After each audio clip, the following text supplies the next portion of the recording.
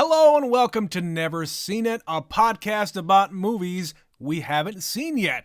My name is Trent, I'm your host today, but with me is my wife, Betsy. I'm another host. She's the other host. When I'm not hosting, she's the host, and when she's hosting, I'm the other host. We're always the host.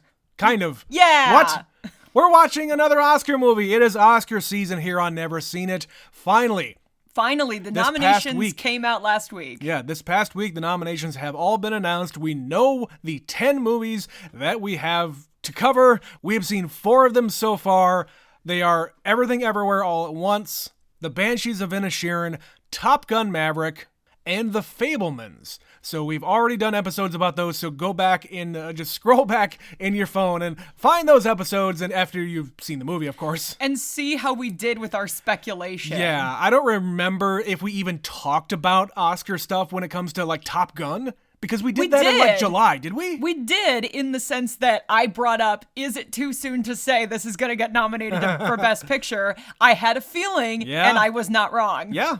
A lot of people were kind of thinking that, and I think it's because the Academy is really, really trying to reach out to different demographics, because that movie was a huge hit. It's been in the theaters now for like 6 months. They keep bringing it back. Like, it's still showing in the local theater for like 4 showings a day. Right. It's insane. Yeah, because people keep going to it. And it keeps getting more traction, so more people want to see it who missed it this summer. Yeah.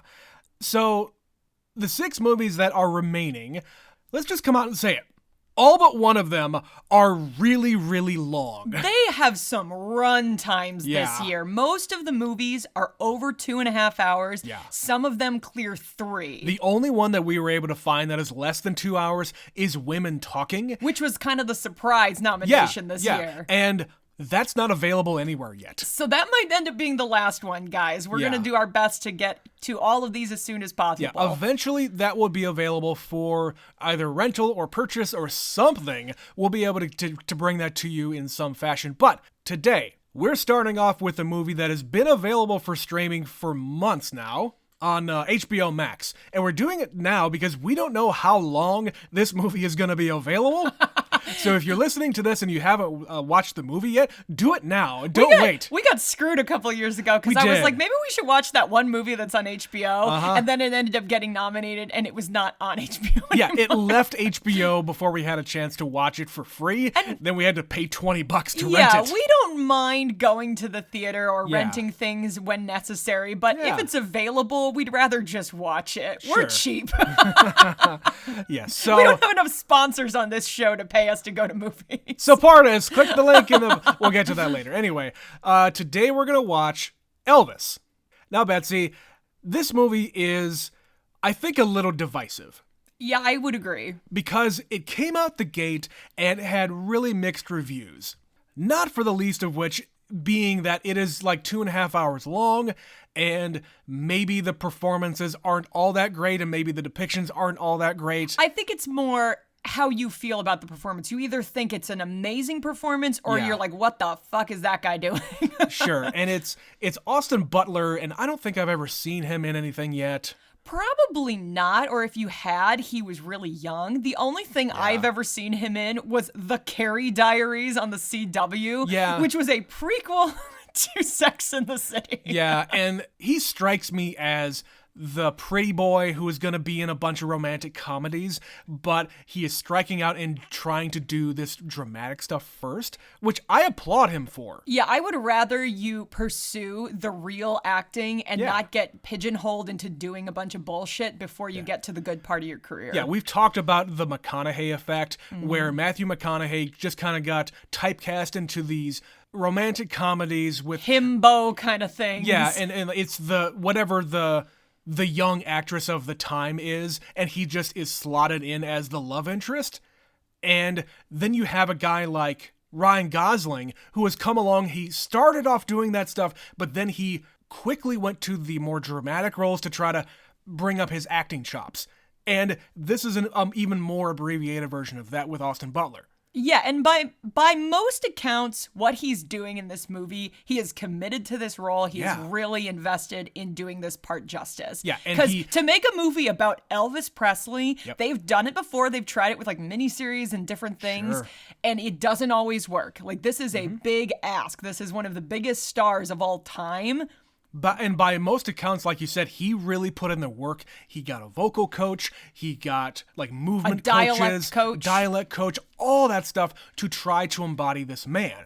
And from what I understand, there's like some weird controversy about the fact that he's just kind of kept the voice. He's still doing the voice. He's still doing it well after the fact. And I understand that because you're a young guy, and if you spend like a year of your life preparing for this role, and maybe it's really hard to shake. I don't know. I've never done such a thing. Well, and I brought up to you, like everybody who's talking about that, it might be that his vocal cords have genuinely changed because you sit that low on your throat for that long. Yeah. You might do some permanent damage because your voice isn't supposed to sound like that. Right. It might be something, every once in a while he kind of slips into almost a Southern thing and he doesn't really have that accent. No. So I don't know. I think over time people will find it'll go away. But because he's still invested in it and he hasn't really done another big project, he's just doing the awards cycle right now. I think it's going to stick with him for a while. Is it going to be with him forever? We will see. And who knows, maybe he'll never do another big movie like this again. It's hard to say.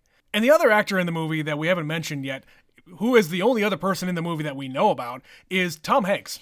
And again, a very divisive sort of performance. Yeah. Somebody I heard the other day compared it to what Jared Leto is doing in House of Gucci, where you're like, is this brilliant or terrible? Oh, no. Because he's buried under a whole lot of prosthetics. Like, he got nominated. There's a Razzie nomination for Best Couple, and it's Tom Hanks and his absurd prosthetics. Or something to that effect. Yeah. So I'll be curious how that performance works. He's playing, what is it, the Colonel? I don't know. It's something stupid. The captain, the Colonel. He's his manager who has like had him underneath his thumb pretty much his entire career. And I assume that they're going to cover the fact that that Elvis was forced into doing so many different roles and shows and just burning him out. Well, and he definitely controlled his career in a really weird way. And Elvis did a lot of stuff he was not actually interested in doing, which is why he made so many goddamn movies that are not all great. Like, there's some okay ones, there's some good ones, but all of his career basically hinges on the relationship with this man. So I'll be interested to see how that all gets depicted, because I don't know a ton about Elvis, but I know enough. Yeah, you know a lot more than I do about the music and the career and everything else. Why don't you just take a little bit of time here and tell me what kind of your history, like when did you start listening to Elvis? Like, what do you know about it? So I've just always known about Elvis, like most people. You're born and he's a guy that exists to you. My grandparents had a lot of his movies on VHS. Okay. I only ever watched a few of them, though. Like, the one I saw a ton as a kid was GI Blues. And then as I got older, I've explored a couple of the other ones, but I've probably only seen 2 or 3 of his movies. And as far as like the music goes, it's, he recorded over like hundreds or thousands of songs. He has an obscene catalog. Oh, yeah. So it's hard not to be aware of his songs.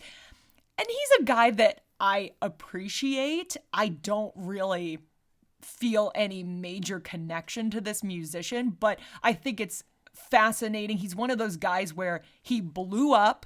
It's like the Beatles, but before the Beatles. Super hot.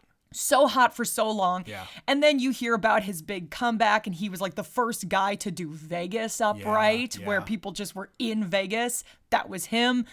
And then, he died fast and young. It's kind of one of those things that it is a common story, but not that many people are as famous as Elvis Presley was. And just in his latter career, the weird stories that you hear, like when he flew to DC and met President Nixon because he wanted to be made like a deputy of drug control or something. Yeah. It's just like, crazy rich guy shit by the time he died. Yeah. And like, I don't know if the movie is going to deal with a lot of his later life things. I feel like they're going to go after the come up and him being discovered, and it's pretty expansive. I think it probably goes from the early years to the comeback special. That would make sense. That would be my bet. I know it's pretty expansive. Yeah. Which is why it's like 2.5 hours. Yeah, and I guess we'll get to it here, but I just wanted to kind of talk about the history, and we could keep on talking about Elvis, but let's go watch the movie Elvis. We will be right back.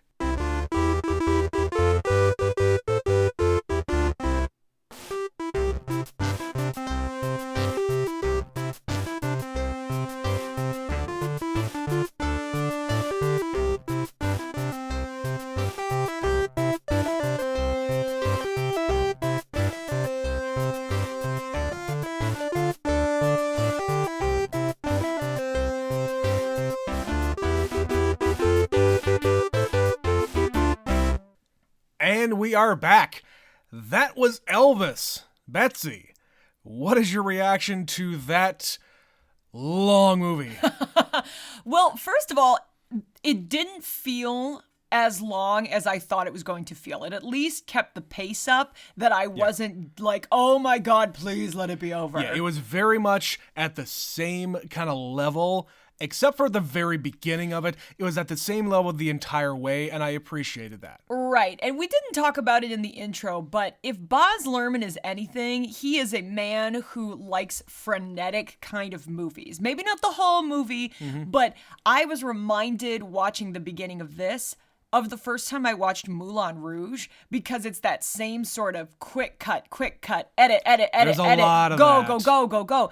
So I understand why people have a really mixed reaction to this movie, because the first third, they are throwing absolutely everything at you all at once, and then it slows down. And you also have like a bunch of stuff like flashing on the screen, and I mean, if you really want to put it in context, it is Elvis's life that you are witnessing here. He is just being pulled in so many different directions by so many different people. There's a lot of different stuff expected of him. And all the stuff flashing on screen is maybe what he was experiencing. Well, it's also through the prism of Colonel Parker's fever dream, basically. They show him at the beginning of the movie collapsing, and then we kind of zoom into his eyeball. And so I just sort of assume that whole first third, and really the whole movie, it's from his perspective. Yeah. And that's why at the beginning it's really chaotic and over the top. Yeah. And then it pulls it back a little bit, but it still has that kind of energy. It's just a little less like cut. Yeah, it very much tapers off after we get the halfway point, and then after that you don't see it again.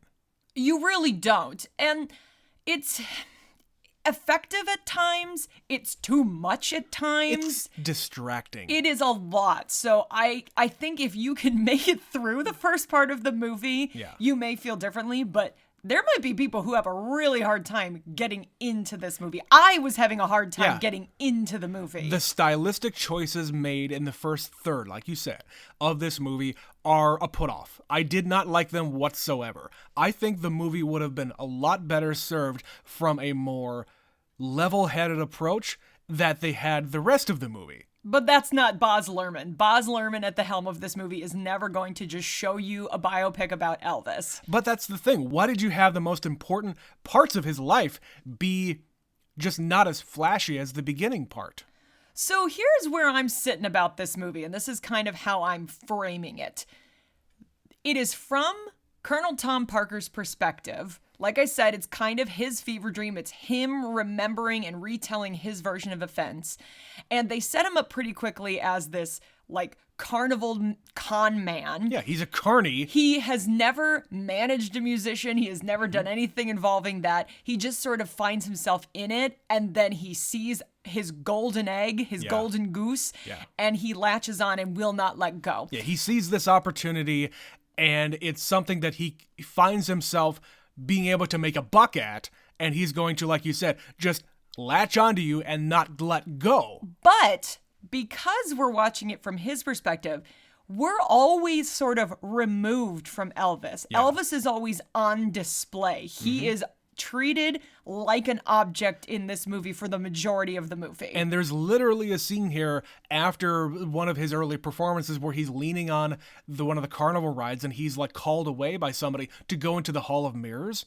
The movie before that is completely from the Colonel's perspective. After that, this is when we start to get a lot more Elvis himself. Mm-hmm. And it's the Colonel approaching him from behind, and you see Elvis kind of walk away. So yeah, the perspective changes as we go through the movie. So there's definitely thought that went into this, yes, as far as what is the perspective, who is the focus here, how are we supposed to read this? And as they kind of grow apart, you're getting more stuff from Elvis's point of view. Mm-hmm. And if I'm being honest, I felt really sad by the end of the movie because I know I didn't really know anything in this movie that I didn't already know about Elvis, but it just really hits home that he had a really fucked up relationship. He was in an abusive relationship with his manager. His manager was absolutely taking advantage and abusing him his entire career. They were pumping him full of drugs like they did a lot of people in the 60s, giving him uppers and downers to just work him like a dog. And then he died. You know, it just crash and burn. Mm-hmm. And it's just really tragic what he went through in such a short span of his life. And when he's, like, in this movie, trying to grab the reins of his own career, he's pulled back in because the people around him didn't take care of him. Yeah. They abandoned him and looked out for themselves, and he was just, like I said, their golden goose, and they rode his coattails. And who knows how much of the Colonel saying at the very end of the movie that even your father was taking advantage of you, along with all of your little buddies, your friends, and your bandmates, and everybody else was trying to take a piece out of you. And I have no doubt that some of that is true. Well, when you make your own father your manager, sometimes that's a good idea and sometimes that's a bad idea. Britney Spears. What? There's times that those people are savvy enough and have a business acumen that they can handle it. And they have a personal stake in this. They know you, they love you, they want you to be successful, but at the same time, they can get rich too. Well, and they set up that they didn't go really into the details, but his dad has a little bit of a past. Like, they took his dad away. He's some kind of crime. I didn't quite catch it because he went to jail. Listen, I was really distracted by the fact that it was a comic book while they were explaining it. Yep. So I didn't really get the point of what they were saying because I was like, why am I watching a comic book on screen? Mm-hmm. So there were things that I missed in it. But yeah, he is not necessarily the best man for the job, and he's got all of these just doofuses, his buddies from growing up, just hanging out, his posse. They call them the Memphis Mafia. Something like that. Who don't have jobs. Their entire job is to just follow him around. Yeah, be hangers-on. Yeah, and that costs money. And he has this extravagant lifestyle where he has a plane and he's flying around the country and he's doing drugs and he just gets up and he, does his show and then he fucks random women and that's his life. Yeah, and they set it up by showing the Colonel kind of positioning all the pieces. Mm-hmm. Like when he's got him under his thumb after that, the Hall of Mirrors thing, saying, okay, you are going to tell your record label that you're going to be picked up by RCA, which was a very large record label back in the day. National label. Yes, and they had done that for a lot of different artists back in the 50s. They bought out contracts for like Johnny Cash and a bunch of other people. Well, and a lot of them started with Sun Records. Exactly. Sun Records discovered a whole lot of different people, but they didn't have a national distribution network like RCA did. Right. They could hit the radio, they could be local, but they would never make it big. The South. That's it. That was the extent of their reach. Well, they show him at the very beginning. We don't see Elvis. We hear him because they're on this road show and somebody in the road show got one of his records that they're playing repeatedly on the radio in Texarkana. Yeah. So from Memphis to Texarkana. Yeah. That's their reach. That's the reach. But what I was saying is the Colonel is positioning all these pieces to do, okay, you're going to go to RCA and we are going to set up a corporation that is going to be controlled by your parents, but at the same time, I'm involved. And I get 50% of your money. Half of your money? That's fucking absurd. Yeah. And the merchandising. Like, this was a time people didn't do merchandising. They even said, like, it was his idea to do it. Genuinely, there's a lot of bands. Think the Beatles. Yeah. The Beatles had a manager where he was not as savvy about this particular element of fame. And they didn't keep the rights to do merchandise. The amount of money the Beatles could have made off of merchandising is obscene. Yep. But they gave away those rights because they didn't realize they had value. So for him in 1955 to have the thought, I can make money doing this. And he even has like the buttons that say, I hate Elvis. Right. Even the people who don't like you, we are going to take their money. Yeah. We'll take their money whether they love you or hate you. That's how you make a buck. Yeah. And to be honest, that idea is prevalent today because there's so many different, like, let's just call them YouTube channels and podcasts and whatever else that are making money by people's outrage and hate of other groups and other people. And that's really disgusting. But it makes a lot of money because outrage sells. Yeah. And if you hate Elvis, if you hate what he is representing and bringing to the country and the region and whatever else, of course you're going to show it by putting on a button that says, I hate Elvis. Especially when he was so divisive because he is just a morality problem for everyone in the South. Right. In the entire country, not even just the South. Yes, this is all set up in the time of segregation, and there's a lot of political unrest. It's all building and brewing in the country, and you've got this guy who's a white dude, who sounds like a black dude. Who moves like a black dude. Who is waving his dick around. Good Lord, there were a lot of crotch shots that first performance. And women are literally... from, like, the spirit, like, they show him in the revival tent feeling the spirit and it overcomes him. That's what happens to these girls. Except, like, the first girl who screams, it surprises her. She covers her mouth because she's like, what just happened? Right. So, there's parts of this where it's absolutely electric, where Austin Butler is Elvis. Like, there are moments where it is impossible to tell the difference, where I was like, wait, is he singing or is Elvis singing? Right. Or is this like footage of him that they kind of improved? No, that's all him. There's a lot. The majority of the footage is just him. There are a few things where it's like his movies where they superimpose Austin Butler's face on the real Elvis. And that's like 5 seconds. And you were just reading that later in the movie, from a certain point on, they kind of blend their two voices. After his comeback tour of him in the black leather. The special. They blend the real Elvis performances of him singing and the Austin Butler performance for himself the vocals, for the vocals. They blend that together to make it sound more like the real Elvis. But everything prior to that is Austin Butler. But that's the thing. Everything prior to that, the fact that I'm questioning if that was Elvis or Austin Butler just goes to show you this kid put in the work. He really did. He really, really did. So when people are talking about him in this performance, he embodies this man. Like the way he moves, really the way he postures, the way he dances. Like he's got the little lip sneer. There's a couple of those. It kind of looked like they were just thrown in. Well, they don't want to be like over the top about it, but also this movie is completely over the top about it.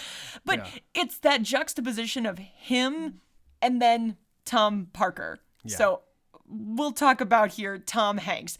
It is what I said at the beginning, where he is not doing what anyone else in this movie is doing. And again, I can kind of attribute that to two things. One, it's from his perspective. He's supposed to stand out in his own memories. And two, he's a phony, and we're supposed to believe him a phony. So if Tom Hanks looks ridiculous in this movie, you immediately go, well, this guy is not real. Like, I don't believe this man for a second as the actor in the role. So it kind of makes you buy into Colonel Tom Parker as a character. If you want me to get a little analytical about it, he's phony for the sake of being phony because you need to believe that he is capable of being this monster who's pulling all the strings. Yeah, you have to understand that this person does not have Elvis's best interest at heart or anything but other than himself. Yeah. Because they show it from the first 5 minutes of the movie. He is out for nothing but money. He wants the act that will make him famous. Yeah. And make him a shitload of money. He doesn't want to be famous. He calls him a carnival attraction. Yeah, exactly. I found my act. Yeah. And that's how he treats him. And he parades him around the entire South, the entire country. But in the later years, he finds this thing where he doesn't really have to work. He finds him the Vegas residency. The original Vegas residency. Yeah. Nobody had played that many years. Yeah, you had the Sinatras and the Rat Pack. Sure. But this was different because those guys never caused the fervor in parts of the United States that Elvis Presley did. No, and the Rat Pack, they would show up for a weekend and then fuck off. And they would come other back. Stuff. They were doing other stuff. They would leave and come back. That's their second home base. Mm-hmm. He played every week, the same day, week after week same after week. Same stage too. Yeah, and they developed a show around this place. I really like the fact that they show Elvis working with his band, working with the backup singers and all the musicians, and showing them this is how I want it to feel, because he really was a musician. He loved music. He played the guitar, he played the piano. Yeah. He had an ear for what was interesting, and that's what made him so fucking famous, because he took the pieces of everything that he knew and loved growing up, and he combined it into something new that was his own, and people had never heard that before. Right, because... So all of his biggest hits, they were done by black musicians 20 years before. Right. People that never made it big, people that were not famous, but he made them famous. People that he was friends with. Yeah. I had no idea that he and B.B. King I don't were think buddies. I knew that. No. That's incredible. And I had no idea that he had, hung out in the Beale Street location where that club is, where they show, Little Richard getting his playing. start. Yeah. That's amazing. And so when they show him in Vegas, you're right. That was actually one of my favorite scenes in this movie, where he's like, this is what I want it to sound like. First, you're going to start with the piano, and he's like, dun, dun, dun, dun, dun. You're going to do it that way. Yep. And then, okay, we're going to add you, and then the horns. Do it an octave up. Yeah, he can hear it in his mind before it comes out of the instrument. That's really cool. And he makes such a compelling live show that the first night he does it, Priscilla, his own wife, says, I don't know who that was on stage. Right. That was somebody else. Yeah. Because he was so connected to what he was doing that it blew everyone away. Really, he had never had that entire thing, the freedom. The whole orchestra, all the backup singers. He never had any of that. Mm-hmm. But he's probably had it in his mind his entire life. This is how I want my music to be. To have this big sound to fill an entire room. And this is a part of his career where his career's in the toilet. Yeah. And people flat out tell him, your career sucks right now, because you've got this manager who just says, we're going to take you to Hollywood and you're going to make a bunch of bullshit movies faster and cheaper. It doesn't matter that they're not good, but people will go see them. And they cranked him out crazy. They cranked him out. He has oh God, I don't even know how many movies. It's in the double digits. Yeah. He probably has close to 20, if not more than that. Yeah, and they all probably came out within 3 years. And most of them are garbage. Yeah. Most of them are garbage. Well, this is also back when they were churning out all these Bikini Beach Party movies where it's just 80 minutes of people dancing on a beach. And they're going to sing in and their it's underwear Elvis. or in a bikini. Yeah. Yeah, it's that kind of shit. But meanwhile, you've got all this unrest in the country, and they kind of juxtapose it in this movie where he's making this bullshit and Martin Luther King dies. Right. And he's supposed to make a Christmas special and RFK dies. Right. And he doesn't know how to deal with that. And his manager has such a close-minded view. He wants to do an international tour. Imagine if Elvis had ever actually been global, if he had toured around the world. Yeah. Think about the Beatles. And again, this is just the first group that ever got to do what Elvis should have been able to do. They went around the world. They were in Germany, and they were in America, and they were in Europe, and they were in Japan. And the Beatles weren't really the Beatles until they came to America. Until they did that, and they went international. Yeah. If Elvis had ever gone overseas and done that tour, they say the Colonel turned down a show in Rome for $1 million. $1 million for one show. For one show. And we find out it's because the Colonel is a fucking liar who is of no country. He has no passport. Yeah. Apparently he was born in the Netherlands. He's Dutch. He is Dutch, and he got to America somehow. He illegally immigrated to America. Which, listen, illegally, in the time that he would have come over, that was a little broader thing. Everyone was coming to America in the early 1900s. He had no papers, and he had no ability to really make it big, but he still had these big dreams of making it big. He just had to, like, claw it back sometimes when his client got a little bit too big. Right, and so the fact that he was so controlling of his career that Elvis never left America. Yeah. Which is probably why he is so big in the United States. He is an American icon. And that's it. And that is it. I'm sure there are people and places in the world that have like Elvis bars, and there are fans, and there's a lot of people around that have figured it out. But that was before music was a global thing. Mm-hmm.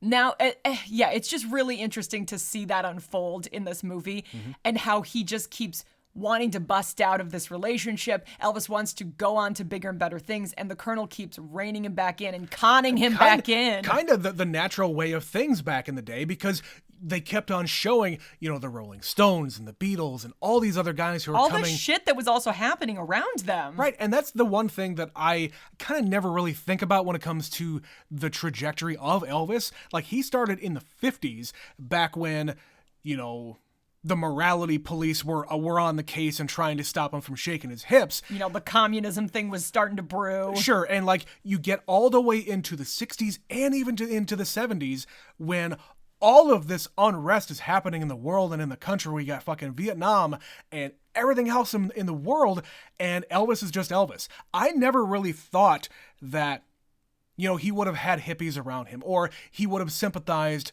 with his minority friends and like all this other stuff where he comes from, his music style all comes from that thing. Oh yeah, I would have never heard of a place called Tupelo, Mississippi if it were not for Elvis Presley. Yes. Because what's there? I don't think much. Not much, no. It's a podunk little town, I imagine. It is. It's kind of near the Gulf, okay. I believe. Okay, kind of in between the cities. I think so. And I doubt there's very much there. Like, here's where the house used to be, because he was poor. This kid was he was dirt poor. Yeah. And I liked that they gave us a little bit of that. But the problem with biopics like this, where you span the entire life, is it's so much to cover that it does make it a little all over the place, a little bombastic, and you're trying to cram so much into such a short span that it's hit and miss. There's moments that are really good in this. There's moments that are like, why did we have to include this? Yeah, I think for the most part, it does fit pretty well for this kind of a movie. They covered the things that they really needed to cover when he was a kid. Him, like, discovering the black church revival music. The tent revival, That whole thing was amazing. Him, like, peeking into the shack where people were dancing. Like, it's something that you're not supposed to see as a kid, but when you do see it, it just stays with you. Well, and he's running around in that scene with a lightning bolt around his neck because it's from a comic book he read. Captain Marvel Jr. or whatever the fuck it was. And it's so on the nose when you're looking at it that it's like, this is really kind of weird. But you're right, it's also when you see the wheels turning in his brain and interspliced with the future, where he takes all those things that he's absorbing and turns it into his own sound. Yeah. Okay, I get it. There's a lot of stuff in here they kind of touch on that I did know about him. Like, Elvis was a twin, which, based on your reaction, you did not know that. I did not. Yeah, so he had a twin brother who died in childbirth, or very young. He was not. He died young, yeah, he died very young. And his brother was Jesse, but his name is Elvis. I don't know where the hell somebody drags a name out like Elvis. Yeah. But that was his given name. And it's Elvis Aaron Presley. Aaron is a very standard kind of a name. Yeah, so where Elvis came from, I have no idea. Yeah. But yeah, he was naturally a blonde. Yep. Fun fact. Yep. And then as he got older, he just grew up around the culture that was around him. It was black culture. Yep. And so he sort of adopted that style and that's the where look. he was most comfortable. Yeah. Around those kind of people, that kind of music. When he was having all of his issues with his mom, he gets upset and he drives to Memphis to hang out with B.B. King and hear the and music Little Richard. He loves. Yeah. And like he probably would have been completely content to live in that world for the rest of his life and maybe do shows locally. That's it. He loved his mama. He wanted to take care of her. Like the thing with the pink Cadillac. Like that's exactly what he said he'd do, and he did it. The second he could buy her a Cadillac, he did. Yeah. He bought Graceland so they could all live in this massive, beautiful house together. And when she died, it just left this place where he was really vulnerable.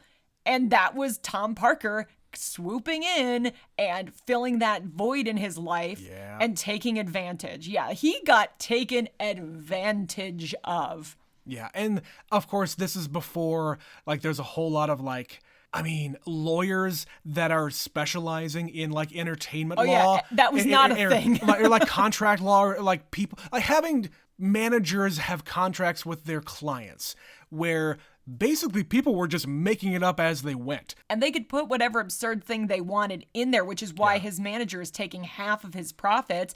And he's like, glad handing under the table when he's in Vegas. He's like, well, if you give him $5 million for a 5-year contract, what do I get out of it? Right. And they say, oh, well, if you can get him to stay, we'll give you unlimited credit and we'll cancel all your debts with the casino. Right. Like, that's really fucked up. And really, that was the thing that was motivating him the entire way, because he was addicted to gambling. Yeah, it's all about him. It's not about Elvis. Elvis is the product, and he treats him like a product. So they show that really well in this movie. Like I said, it made me sad for Elvis. Totally. It made me really sad for Austin Butler in this movie as Elvis.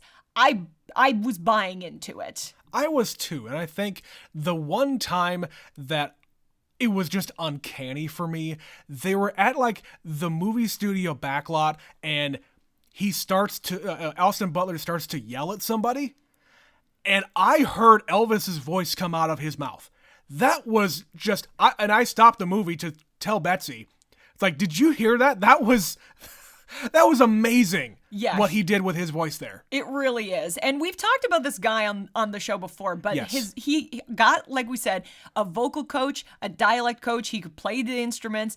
His dialect coach is Eric Singer, who we have brought up many times. He is this guy who is a dialect coach, and he does these YouTube videos where he kind of breaks down movie accents and regional accents. Well, and he also talks about, this is how people actually speak. This is the mechanics of your tongue inside of your mouth. Yep, and this is an idiolect where he is trying to get this specific voice down. Real Elvis voice. And this guy, Eric Singer, is really good at his job. Yeah. So I don't think Austin Butler could have picked a better guy, just based on what I know about him, to help him get here. So I'm not at all surprised that he is still hanging on and has lingering effects of this voice on him.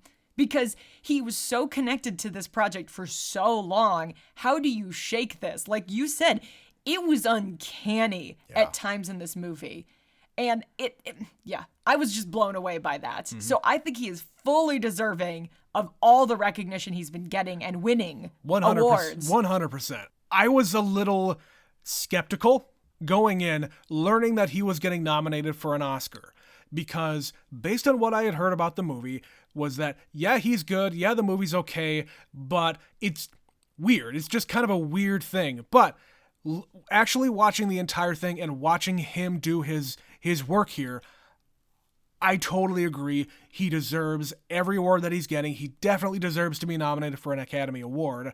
And we'll see what happens, because he's up against some really, really hard competition. I think in another year, it would hands down be him just waltzing in and taking every award. I think in another year, like when Rami Malek was Freddie Mercury, it's kind of the same thing where is it a great movie? Bohemian Rhapsody is not a great movie. It's a good movie. I like it better than you. Fine. I like it better than you, but yes, I agree with you. Same thing. This is not a great movie. Yep. But it's fine. I could see that there's parts of it you might detest, and it certainly follows the formula of a biopic at times. It does. Okay, I had to laugh at the very beginning when he first hears Elvis's record, and they say, oh, yeah, but that's the thing. He sounds black, but this guy's white. And he has this revelation and the music sounds...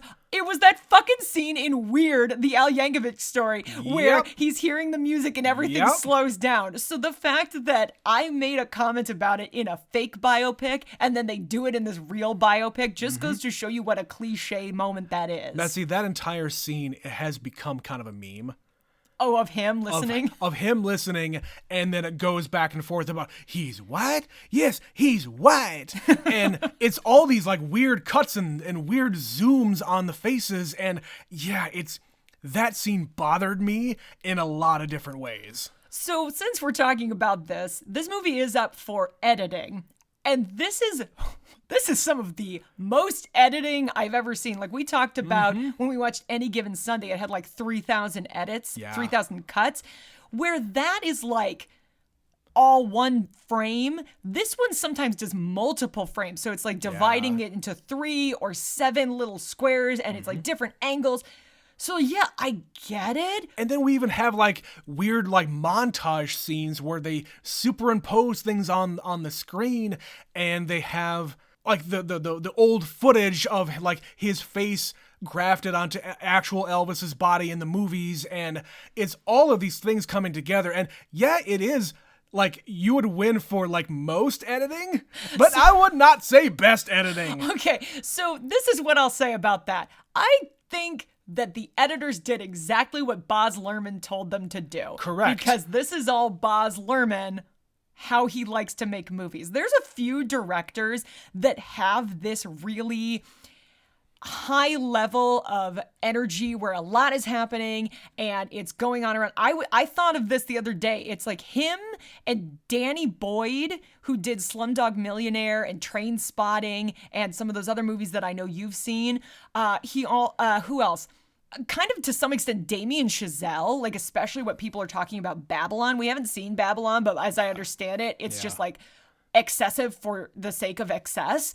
Yeah. So there's certain directors like that where they just love it. They just want to be fast and tight and all over the place. And I understand your style wanting to be like that, but in this movie, it's inconsistent. You have the beginning third of the movie, like we keep talking about, that is just frantic. It is just go, go, go, go, go, and all these cuts are happening as people are meeting each other, and it's all happening at once. And then we get to the rest of the movie, and it slows down to a crawl until it stops happening. And maybe that's a stylistic choice about the frantic nature of Elvis's life. The rise to fame. And the fall as things just kind of go away for him.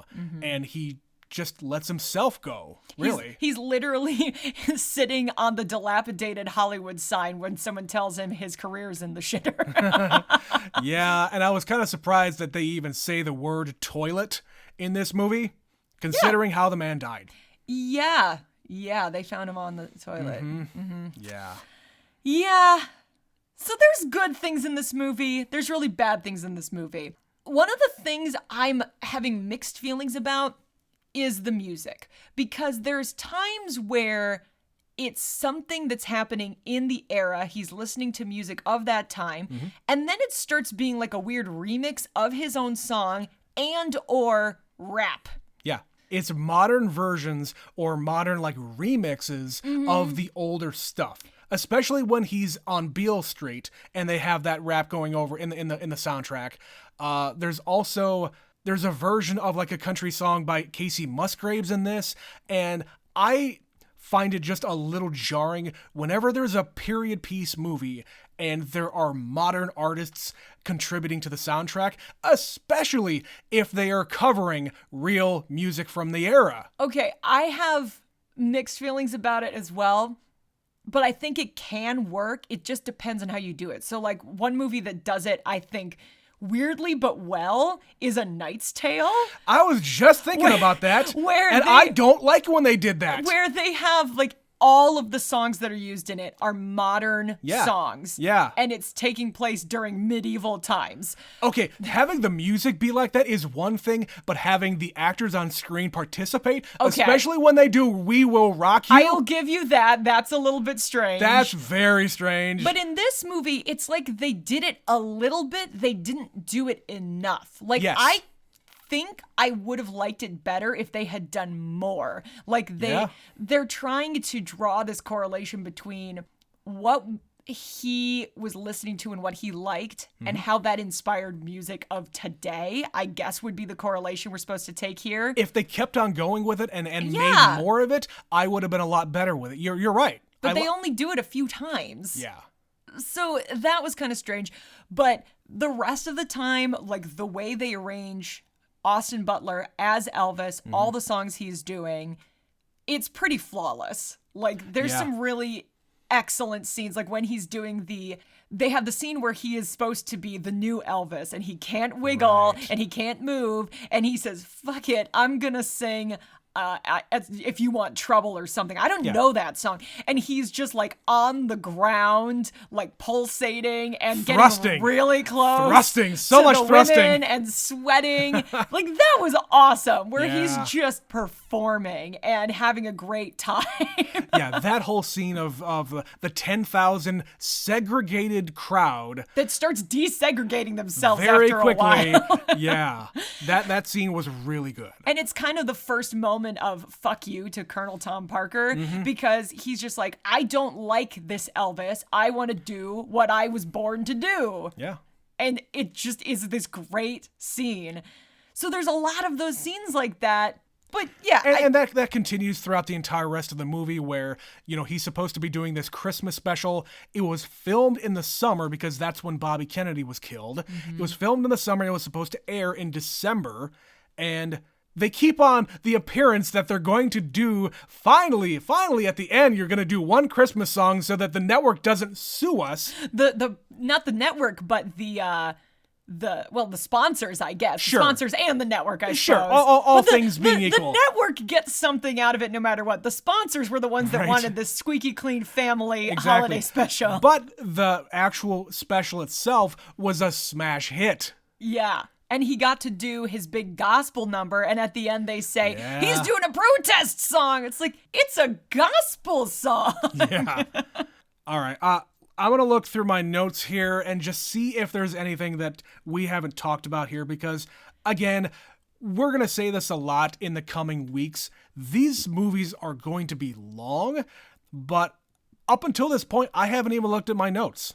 So, again, we always say, if a movie is good, I don't have to look down at and see what I wrote down about it. Or at least memorable. This movie is certainly memorable. I know you wanted to talk about some of the other actors in this because, like we said in the intro, there was only two people that we knew were going to be in the movie as far as actors. Yeah, the first one that jumped out was at the beginning of the movie, Cody Smith-McPhee was in this, the kid from The Power of the Dog. The really tall, very skinny kid. So it's funny that he shows up 2 years in a row in a Best Picture nominee. But you know what? He fits in this era because, that's kind of what kids looked like back then.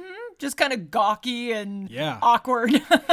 Yeah. And it's this kid who basically discovers Elvis and brings him on to as far as this tour goes. Yes. And then he gets on this tour. And the headliner for the tour is the actor who plays Faramir from Lord of the Rings, which you wouldn't know this, but he and the guy who played his dad are both return players for Baz Luhrmann, because I think they're all Australian, so they probably go back a long ways. Right. They were both in Moulin Rouge. All right. Yeah, so both the dad and that guy. But I didn't even recognize him right away because I haven't seen him in a movie in about 20 years. Yeah, the guy you're talking about is the Hank Snow character, the headliner of that initial tour. The country singer. Yeah, and you can tell when he started to actually speak, you could tell the accent was kind of coming out a little bit. So thankfully he didn't have to do that much. But yeah, that's totally Faramir. Absolutely. And then everybody else, there's a couple of other musicians that show up in this movie. I saw Gary Clark Jr. is somewhere in here, but I wasn't quite sure who he played because I don't actually know what he looks like. And then just a lot of people I didn't know. People I haven't seen in other movies, and I don't know if that's just because they did this in Australia, ? They did everything in Australia. That would be why, because Baz Luhrmann is a very Australian man, and he usually does his movies there. He has a movie called, believe it or not, Australia. What's it about? I have no idea. I couldn't say at this time. I'm going to say it's about elephants. It's not supposed to be very good. That's what I know. All right, fine. Despite the fact that it stars Nicole Kidman and Hugh Jackman. All right. We haven't really mentioned Priscilla at all. And I think the actress, I don't even know her name. I think the actress who played her did a fantastic job. The look that she had was perfect. Well, and especially because they age her up. Yes. So it's the same actress when he first meets her and she's a teenager to when he's, within months of his death, she's trying to get him to go to rehab. Yeah, I think they said they were about 10 years apart, so she would have been 30 when they parted ways at the early airplane. 30s, yeah. Yeah.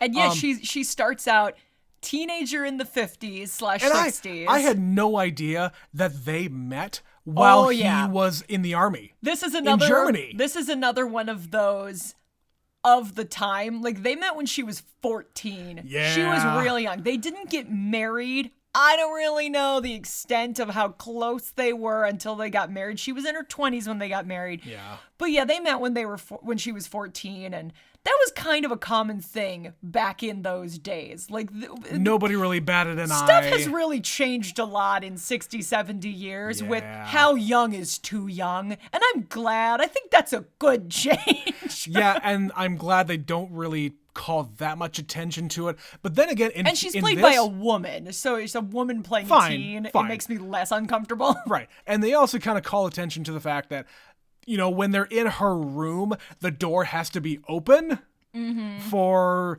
the rules of the dorm that I'm sure she's staying in. Yeah, it looks like they're having a party at some kind of school or something. Or it's like the barracks of where the kids of the officers stay or the family stay. Yeah. And it's her room. I don't know. They crossed paths. She's the daughter of an Air Force officer, and they stayed in touch and then eventually got married. And it was the only person he ever married. Yeah. It wasn't exactly faithful, but it's interesting that in the beginning of this scene, she's talking about how there was a story going around. He was hanging out with Natalie Wood. Yeah, the actress Natalie Wood, and they were riding bikes together. Or riding in a car or something. Something like that. And so she's not concerned about the fact that he clearly has this rumored relationship with Natalie Wood. It's, what's she like? Right. And so they set up very young that she kind of understands this guy is really famous and it's part of the gig, and I could give two shits about the women. I was just going to say, she seems like very nonplussed about him being one of the most famous people in the country. Yeah, and when she leaves him, she says, I don't care about the women. I just don't have a husband. You don't try to kiss me or, make love to me, or you're not around. Like, I don't have a husband anymore. And your daughter doesn't have a father. And your daughter doesn't have a father. And if I don't leave right now, I'm never going to. Yeah, you're married to these pills, and you are married to your crowd, and your the career. fans, and the career, everything. Yeah. Well, and when Colonel Parker addresses you, he's referring to the audience. Like, he's talking directly to us, the viewer. Right. Which is kind of a strange thing. Yeah, he feels like his love of his fans, the crowd, the admiration that he got, all of that contributed to his downfall. Mm-hmm. His sudden and inevitable burnout and death. Yeah. Yeah. And it was sad. 42 years old, had a heart attack. But they show it. He's got this doctor pumping him up and then bringing him down to sleep on the plane, and he's popping pills like nobody's business. And for a while, the colonel even dismisses the doctor for a while. Yeah, he's like, we don't need your services anymore. Sure. But it's right on the cusp of we are at a precipice, and we need to figure out what to do here. But then when Elvis says, I'm leaving, you're fucking fired. Right. I'm not Then here. the knives come out, Yeah. and the colonel starts to say, okay, you want to say that? How about I just legally fuck you? I'm going to give you an itemized bill of every expense that I have made towards you and your career for the last 20 years. Yeah. So you want to play dirty? Here we go. And he just pulls him back in and pulls him back in. He just doesn't want him to leave because that's his golden goose. But yeah, this is the reputation that I have heard of the real guy, is that he was just a shitty man who treated Elvis like a piece of meat and bled him dry. Yeah.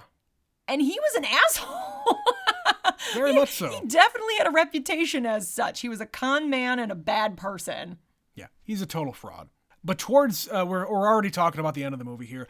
I was kind of curious whether or not they were going to depict the older, fatter, and sweatier Elvis. Yeah, the very end of his days. Very, very end of his life. And having that concert, his last ever filmed concert, where he is bloated, he is sweaty, but you know what? He's still got the voice, he can still perform, and he still loves it.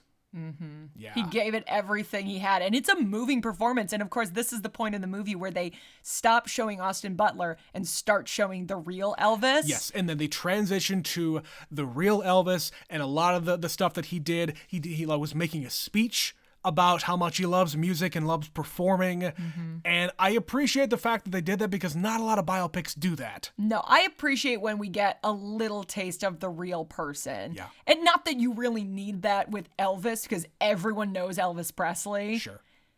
But it's still nice, especially when we've spent the last 2.5 hours watching Austin Butler in this absolutely transformative performance where the line has now blurred, where I'm like, I don't know what is and isn't real as Literally, far as Elvis. Yeah. And to show him real, fuck, you could have overdubbed that real footage with Austin Butler and I wouldn't know. I would have no idea. By the end of this movie, I'm completely confused in a great way, but yeah.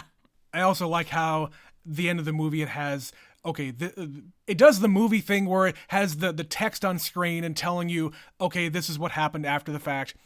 I like the fact that they just take the Colonel down a notch and just say, he basically was a pathetic loser the rest of his life. He lived off of whatever fortune that he was able to accumulate and just spent the rest of his days walking around Vegas casinos, playing fucking slot machines until the day he died. And spending what little he had left because they exposed him for the fraud he was. Like a couple of years after Elvis died, they finally the found estate, out. The family. The family sued his ass and recouped, I'm sure, some of the money that he stole from his entire career. Yeah. So because he was left with nothing. Elvis was a broke ass because everybody stole money from him and he spent too much of what he had. Yeah. And he just did not have any kind of legal cover because of the contracts that I'm sure he signed. Well, and again, there weren't the things in place to protect musicians. Like people didn't own their songs. They didn't own the music rights. They didn't own the catalog. So people like Paul McCartney are still to this day trying to fight to get the rights back to the stuff that they created. Yeah, and like to this day, like RCA is all over the credits of this movie. I watched the entire way. RCA still owns the majority of this stuff. Yeah, why would they sell it? Yeah. Why?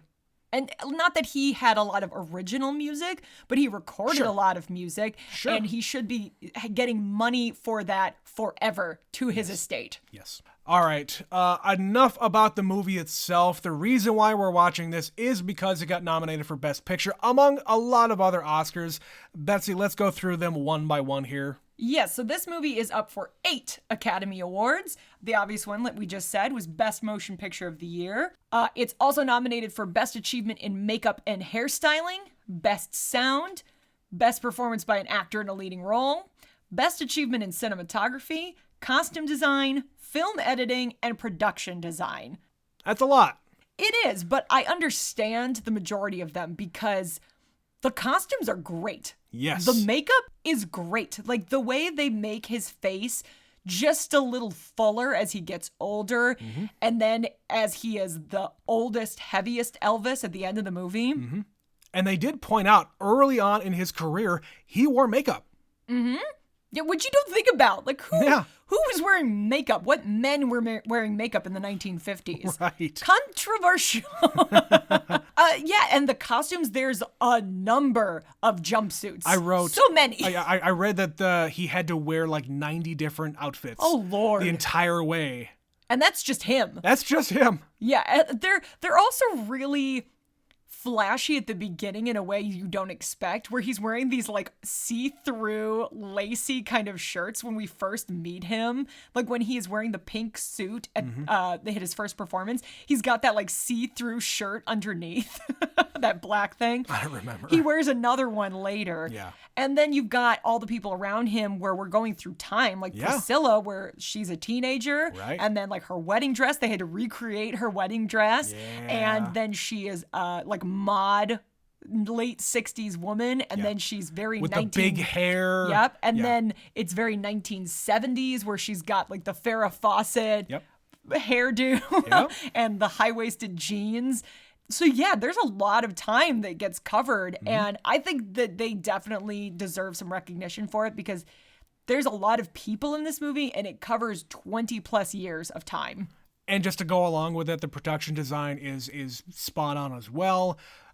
You have a lot of different eras, like the house itself, Graceland, goes through a lot of transitions. It goes from the very beginning when the house is built. And kind of run down on the outside. Yeah.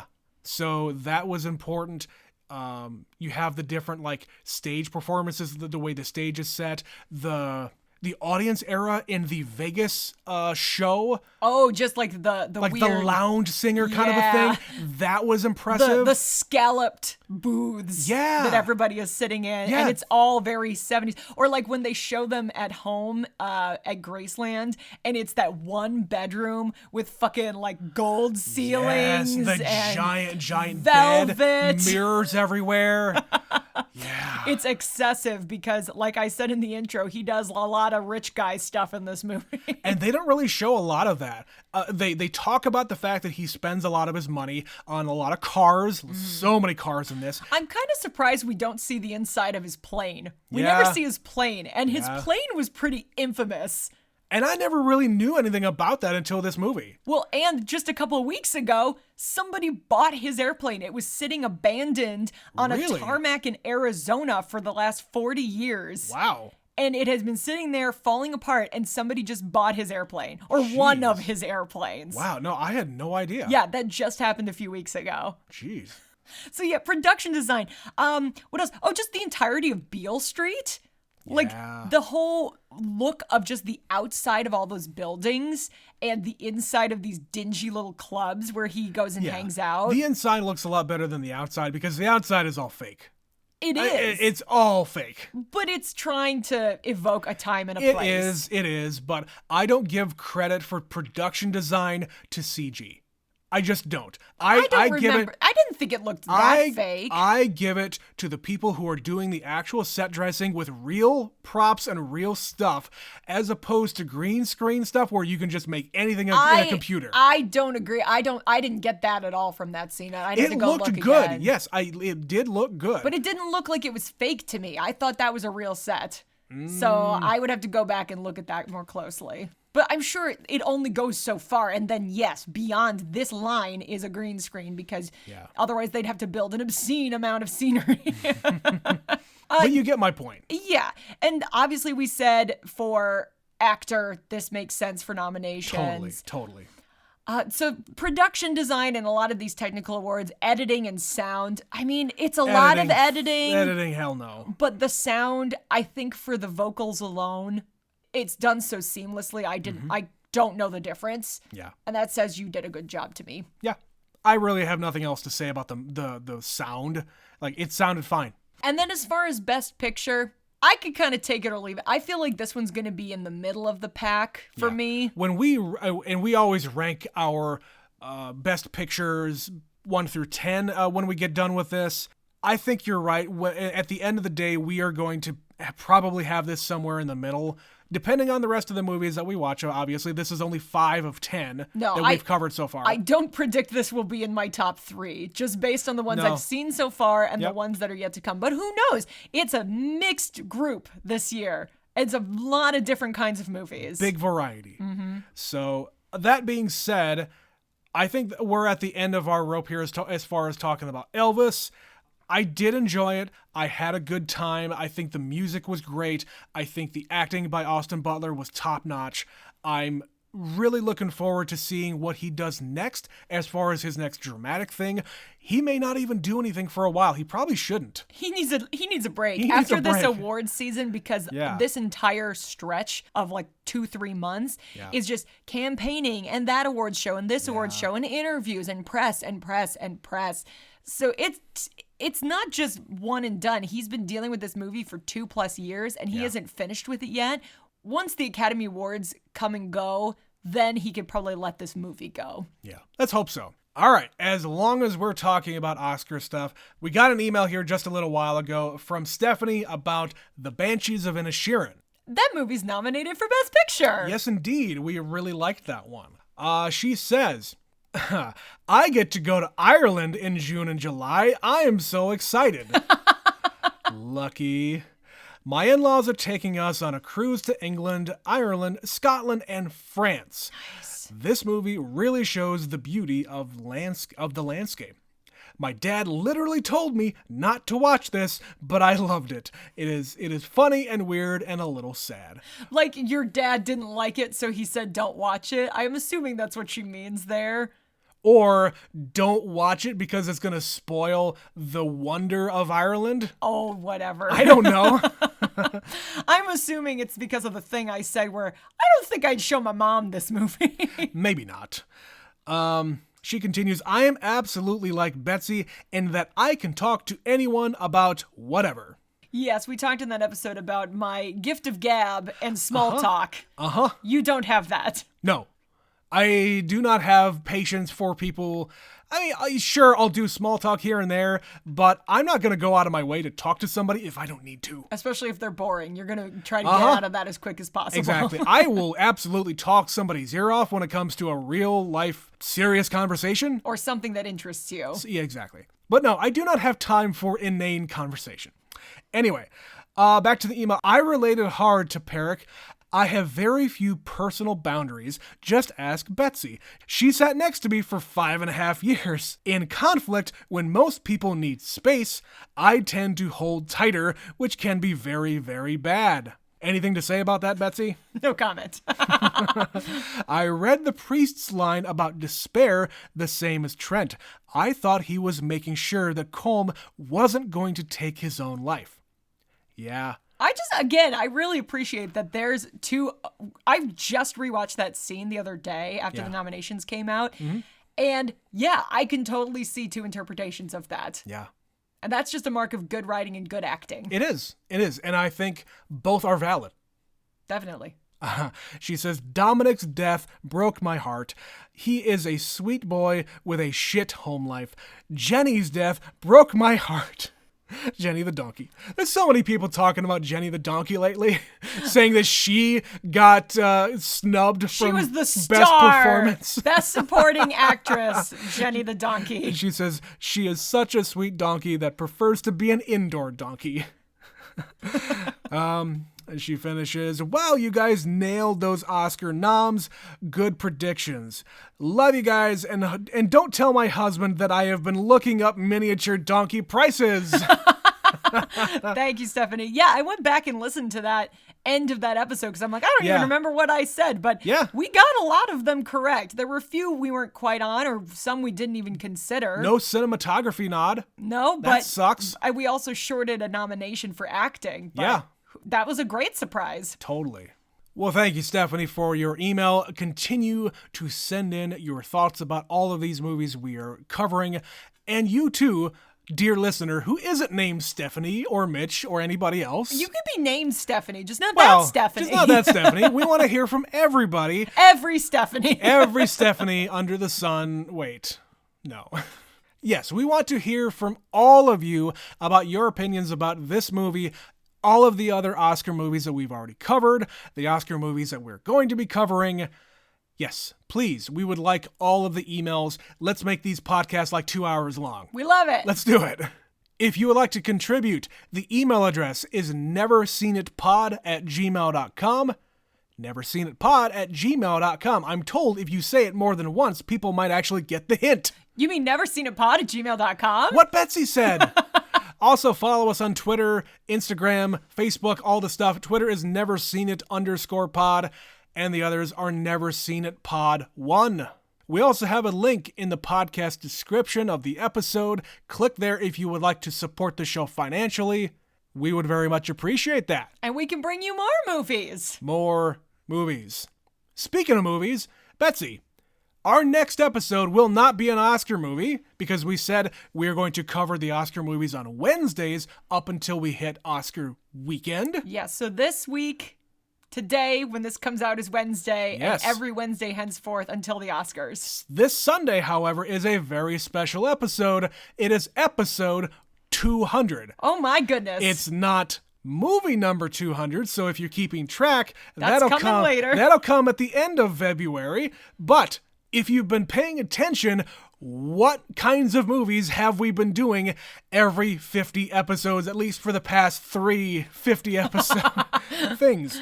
Go back and look at what we did for episode 150 and 100, and I think 50? Maybe. I think we did episode 50.